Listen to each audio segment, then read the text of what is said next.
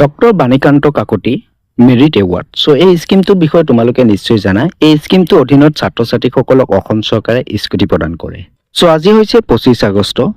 As per guidelines অনুসৰি 25 আগষ্ট তাৰিখত provisional merit লিষ্টখন প্ৰকাশ কৰাৰ কথা আছিলে। চ' ইয়াত যদি তোমালোকে চোৱা তেতিয়াহ'লে ইয়াত দেখা পাবা publication of provisional list of eligibility applicant. So' ইয়াত তোমালোকে দেখা পাইছা 25/8/2024।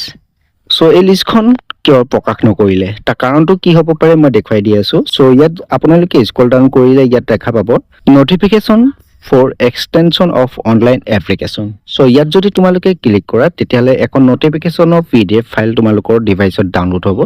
চ' PDF ফাইলটো তোমালোকে যদি অপেন কৰা ইয়াত তোমালোকে দেখা পাবা government of Assam, office of the director of higher education Assam, Kahilipara Guwahati. So' ইয়াত পাব্লিক যি নটিচ দেখা পাই আছে।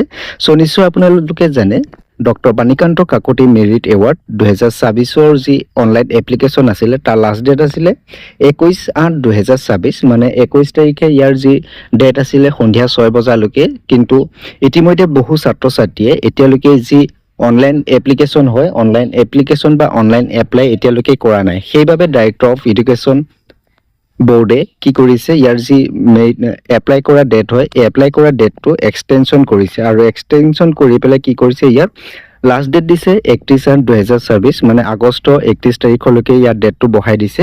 আৰু সন্ধিয়া 6 বজালৈকে তোমালোকে যি নিজৰ অনলাইন এপ্লিকেশ্যন ফৰ্মখন ফিল কৰি পেলাই তোমালোকে ছাবমিট কৰিব পাৰিবা।